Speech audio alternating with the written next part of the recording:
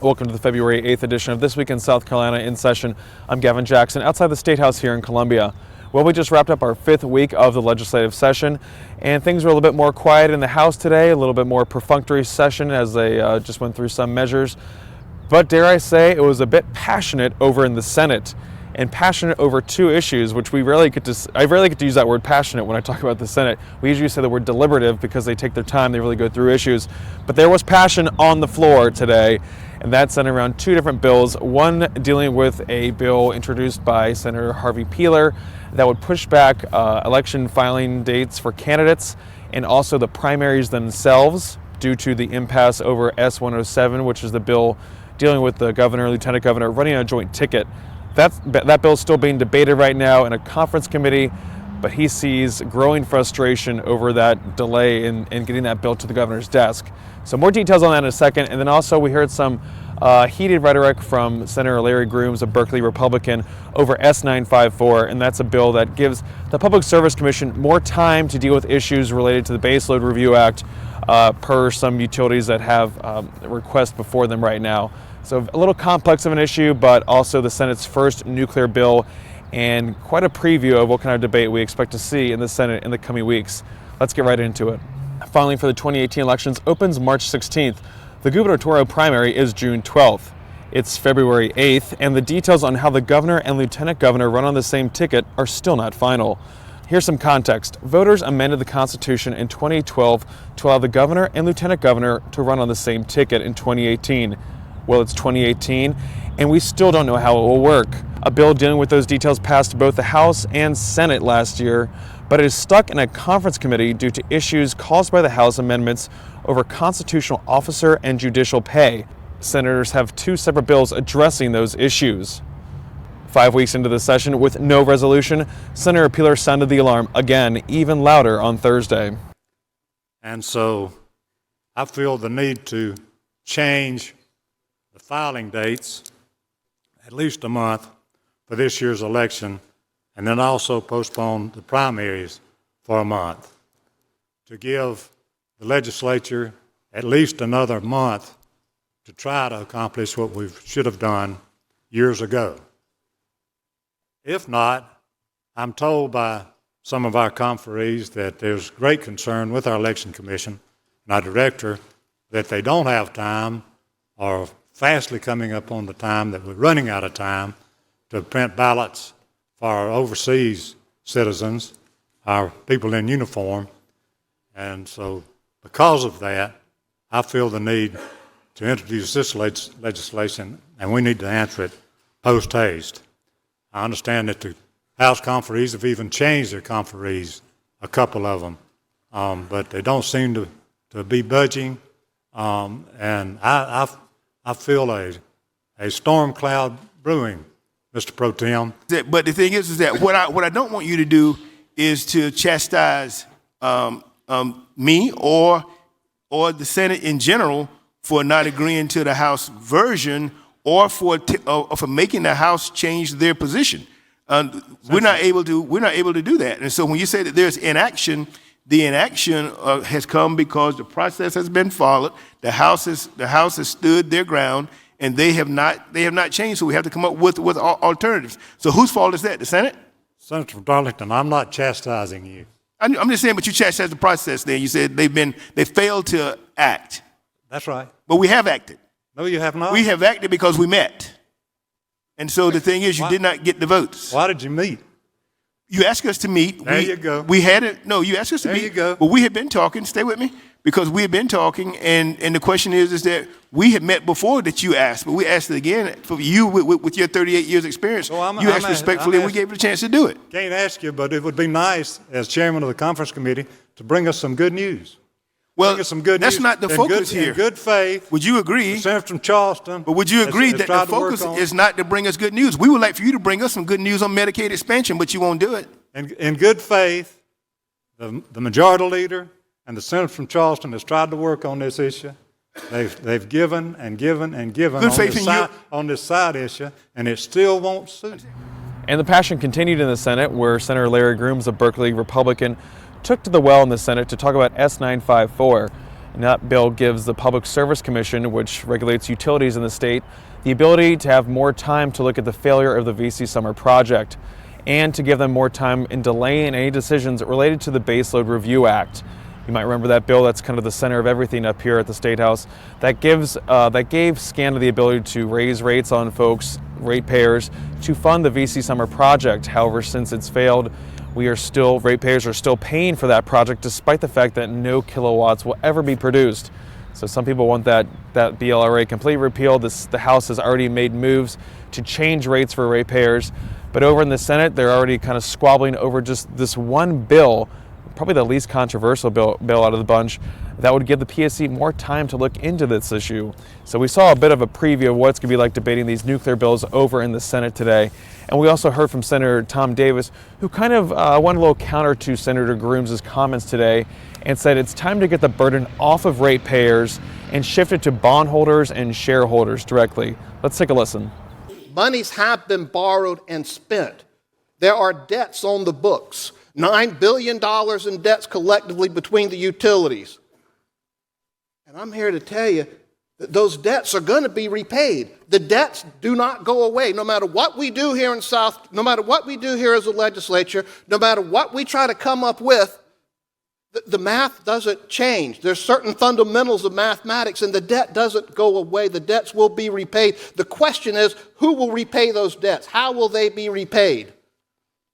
And it still comes back to one group of folks, the ratepayers. Whether the ratepayers pay back the debt through higher rates directly or whether indirectly, whether it's through the corporations paying down those bonded indebtedness on the nuclear reactors, or is whether the customers are paying a rate to a new utility and paying down the debt that was issued through acquisition costs. There's going to be debt, whether it's debt on the reactors or whether it's debt from acquisition costs of the different corporations. But what I wanted to ask you about is a statement you made in regard to the bonds and the debt that SCANA has incurred, and the statement that in any event, the ratepayers are always going to be there and on the hook. And what I would suggest to you is that's not the case. If there is a bankruptcy, whether it's a reorganization or a liquidation, then it's entirely possible, if not probable, that the bondholders, that their debts will be discharged in bankruptcy. I mean, that's the nature of a bankruptcy, that sometimes secured creditors don't get paid. So it is not the case that these bonds are going to be paid by ratepayers in any event. It may well be the case that if there's a bankruptcy, that those bondholders may have to accept being paid pennies on the dollar. I mean, because recourse isn't to the ratepayers. Ratepayers have not signed on as guarantors of this particular debt. And I'll conclude by saying this. There are 4 ways in which loss can be allocated, as far as I'm concerned, in regard to what's transpired out there in Fairfield County: taxpayers, ratepayers, shareholders, and bondholders. And for better or worse, those losses have to fall on shareholders and bondholders. They're the ones that took a risk with a private company. They're the ones that took a risk in terms of, were they going to make money as equity holders, as shareholders, or are they going to get a return based on their bonds? And as much as I hate it for shareholders of SCANA, and as much as I hate it for holders of bonds that were issued by SCANA, if there are losses to be allocated and pain to be suffered, it's got to be in regard to bondholders and shareholders and not ratepayers and taxpayers. And so I just wanted to point out that it is not the case that in any event ratepayers are going to be responsible for the bonds issued by SCANA. It is entirely possible, if not probable, that those bondholders won't get paid in a bankruptcy context. Senators did give S954 special order status. That gives the bill debate priority over any other bill in the Senate. And we're going to see that probably play out next week as senators come back on Tuesday. Another bill dealing with nuclear regulatory issues was introduced by Senator Tom Davis. We just heard from him, Republican from Beaufort, that would look into preserving the equipment and the assets on the ground up in Jenkinsville, where the VC Summer project has been abandoned. He's filed this bill that would require SCANA or Santee Cooper, both of them, along with the PSC, to kind of take ownership over that equipment up there and kind of salvage it for what it's worth at this point. Let's get some more details from Senator Tom Davis on that bill and what he heard from the governor today. The fact that right now there are substantial assets out at VC Summer that are not being maintained, that are not being preserved, and that are not being protected for the interest of the people of South Carolina. S909 begins the process of figuring out how we can best secure those assets and realize the sale of those surplus assets for the benefit of the people of South Carolina. I outlined to you earlier, just looking at the top lines that I got from the company that is the preservation maintenance contractor for VC Summer 1, there is $600 million right now lying on the ground that could be sold. There is also the possibility, as I've indicated earlier, and as Santee Cooper's Lonnie Carter said, and as Governor McMaster has said, companies that are interested in participating in the utility industry in South Carolina have indicated that they want that site at VC Summer preserved and maintained because the underlying economic conditions that currently make it non-viable, the price of natural gas in the absence of any carbon tax or any other restrictions, may change in the future and may make it something that is advantageous to the people of South Carolina. It is imperative that this General Assembly get in the game, secure those assets, and look out for the best interests of the people of South Carolina. Thank you. And the House Utility Ratepayer Protection Committee met today also after the House adjourned to deal with the issue of Santee Cooper. Now, you might remember Santee Cooper Electric Cooperative. It's a partner with SCANA on the failed VC Summer nuclear power plant expansion project to the tune of $9 billion of a failure. The committee today heard from representatives of the electric cooperative community on what to do with Santee Cooper. Electric cooperatives would like to see Santee Cooper sold so costs from the fallout of the nuclear project don't get pushed onto other electric co-ops in the state. The governor is still seeking suitors for Santee Cooper, but only lawmakers can sell the state-owned utility. And just like that, 5 weeks are gone in the legislative session, and we're officially 3 months away from the end of session, also known as sine die, the last day of session, which is May 10th. I don't know if you can believe that, but I can't either. So a lot needs to happen in the next 3 months, so stay tuned with SCETV for those developments. Next week I'll be out of town, so I won't be able to give you any updates on Tuesday, Wednesday, or Thursday, but that doesn't mean news will stop. So please keep informed with our South Carolina Public Radio broadcasts and also with your local newspapers and television outlets.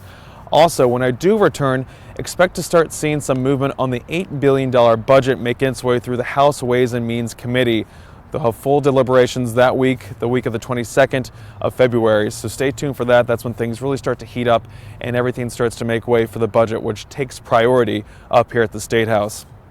And like I said, stay with SCETV throughout the 2018 legislative session as we're bringing you daily updates every Tuesday, Wednesday, and Thursday, live at 7 p.m. on SCETV's Facebook page, SCETV's YouTube page, and my Twitter account at Gavin Jackson.